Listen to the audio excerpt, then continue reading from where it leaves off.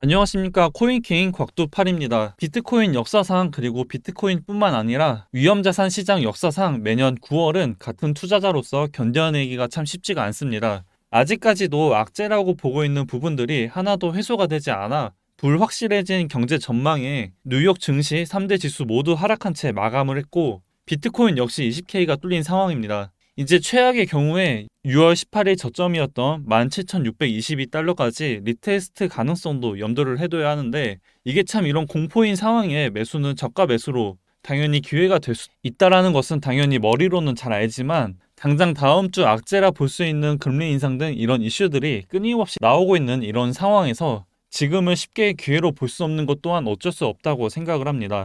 오늘도 우리 속을 항상 썩이는 SEC 위원장 게리 겐슬러가 헛소리를 했는데 암호화폐 시장 1만 개 토큰이 대부분 유가 증권이라는 것과 그리고 POS 블록체인은 SEC 감독 범위에 포함이 된다고 했습니다. 즉 이번에 머지 업그레이드가 된 이더리움 또한 작업 증명에서 지분 증명 방식으로 전환이 되었기 때문에 이더리움도 SEC 감독을 하겠다, 즉 증권으로 보겠다 이런 의미로 해석할 수가 있습니다. 그리고 SEC가 암호화폐 시장을 너무 괴롭혀 미국 은행까지도 SEC의 지침 때문에 암호화폐 사업 추진이 어려운 상태입니다. 그리고 한 가지 더, 지금 리플 홀더분들 입장에서 아주 재미있는 상황인 게 이번에 지분 증명 방식으로 바뀐 이더리움이 증권이라고 SEC가 또다시 미친 척하고 이더리움을 상대로 소송을 낸다라면 그동안 SEC에선 이더리움은 비증권이고 리플은 증권이라는 이번 리플 소송에서 보여진 SEC의 기본 논리 구조가 무너지게 됩니다. 본격적인 내용을 시작하기 전에 구독과 좋아요 그리고 알람 설정까지 한 번씩 꼭 부탁드리겠습니다. 여러분들의 관심은 제가 준비하는 내용에 아주 큰 도움이 된다는 말씀 함께 드리고 싶습니다. 다시 영상을 이어서 해보면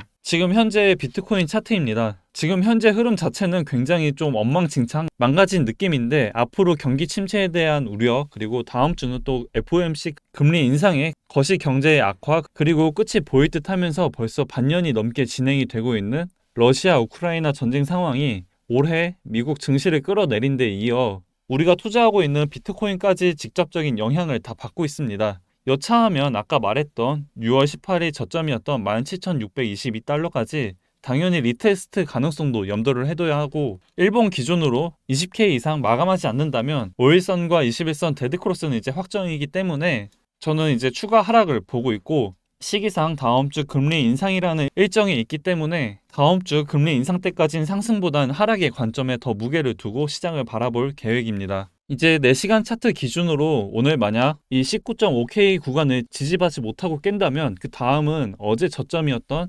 18.5K까지도 가능성이 열려있기 때문에 이 부분을 꼭 염두에 주시면 좋을 것 같습니다. 이제 오늘 공포탐욕 지수는 하루 전보다 8포인트가 빠진 20을 기록을 했습니다. 어제 이더리움 머지 업그레이드 이후 급락과 그리고 다음 주 FOMC 금리 인상의 영향으로 인해 다시 극단적인 공포 단계로 진입했다고 생각을 합니다. 이제 아까 얘기를 이어서 해보면 오늘도 우리 속을 항상 썩이는 SEC 위원장 게리 겐슬러가 헛소리를 했습니다. 게리 겐슬러 미국 SEC 위원장이 어제 열린 청문회에서 암호화폐 시장 내 약 1만 개 토큰 중 대부분이 유가 증권이라고 생각을 한다고 밝혔고 게리 겐슬러는 수천 개의 암호화폐 거래가 증권법에 적용을 받아야 한다고 했으며 SEC는 암호화폐 발행 기업에 암호화폐를 증권으로 등록하고 또 규제하도록 요청할 것이라고 언급을 했습니다. 지금 현재 리플 소송도 순탄치 않고 시간만 질질 끌고 있는 상황에서 이런 발언은 좀 납득이 가지 않긴 합니다. 만약 리플이 증권이라는 것을 명확하게 증명하고 또 현재 진행되고 있는 소송에서도 승기를 어느 정도 잡았다라면 이번에 한 발언이 정말 인정하기 싫어도 어느 정도 납득이 가겠지만 그렇지도 않은 상황이라 지금은 저렇게 계속 입으로 떠들지 말고 리플과의 소송 해결부터 했으면 좋겠습니다. 지금 소송 진행 현황은 제가 리플 홀더가 아니기 때문에 정확하게 알진 못하지만 그래도 승기는 리플이 아직까진 잡고 있는 것으로 알고 있습니다. 앞으로 일정을 보면 9월 13일에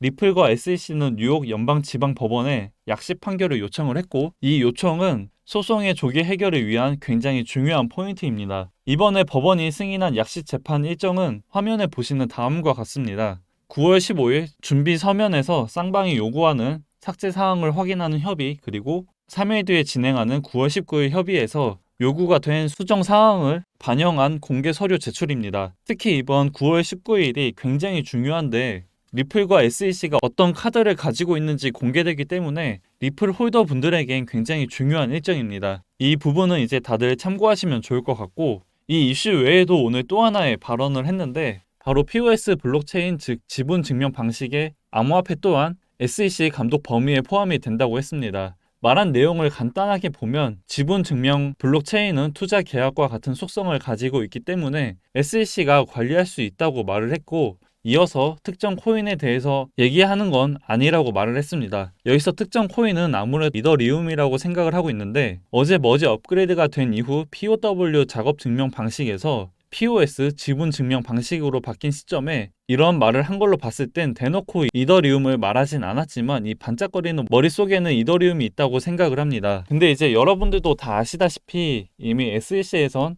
이더리움은 증권이 아니다라고 말을 해왔습니다. 그러니까 지금 갠슬러는 이더리움도 어제 작업 증명에서 지분 증명으로 전환이 됐으니까 증권에 해당할 수가 있고, 그럼 리플도 증권에 해당한다 뭐 이런 말도 안 되는 논리를 주장하려고 하는 것인지도 모르고, 또 이미 머릿속으로는 생각을 하고 있을 수도 있습니다. 진짜 최악의 상황은 리플의 소송이 끝나기도 전에 말보다 행동을 직접 나선다라면 그건 이더리움을 상대로도 소송을 제기하는 것이고, 그 소송을 통해서 대부분의 암호화폐가 증권일 수 있다라는 자기 자신의 주장을 강화시키려고 할 수가 있습니다. 그런데 그 전부터 SEC에서 말해왔던 이더리움 증권이 아니다라는 기존 주장과 일단 맞지가 않고, 리플 소송 또한 이길지 말지 모르는 상황이기 때문에 쉽지 않다는 건 아마 자기 자신도 잘 알지 않을까 싶습니다. 지금 계속해서 SEC가 이 암호화폐 시장에 고춧가루를 뿌리니까 미국의 은행조차도 암호화폐 사업 추진이 어렵다고 합니다. SEC가 고객을 대신해 암호화폐를 보유한 상장사는 대차 대조표의 부채로 회계 처리해야 한다는 방침을 발표하면서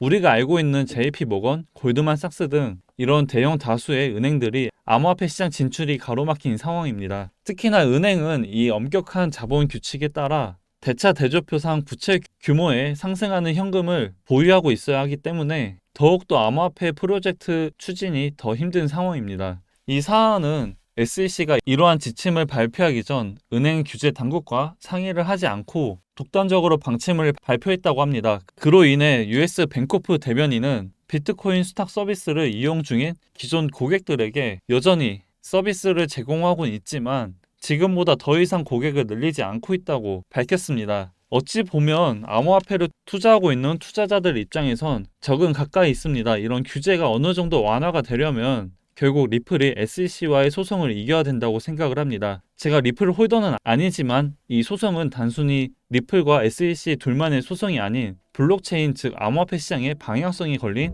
중요한 소송이라고 생각을 합니다. 리플이 꼭 이번 소송에서 이기고 또 암호화폐의 발전이 한 단계 더 나아갈 수 있는 계기가 되길 바랍니다. 이 힘든 9월이 어느덧 절반 이상이 지나갔습니다. 그동안 과거 데이터를 봤을 때 다음 달 10월에는 높은 확률로 상승장이 펼쳐졌습니다. 주식뿐만 아니라 비트코인도 같은 상승장을 맞이했었고 큰 틀에선 여전히 하락장이 맞습니다. 하지만 무작정 밑으로만 내리꽂는 게 아니라 기술적 반등 또한 존재하기 때문에 어려운 시기만큼 여러 소식들 잘 참고하셔서 여러분들 매매에 꼭 도움이 됐으면 좋겠습니다.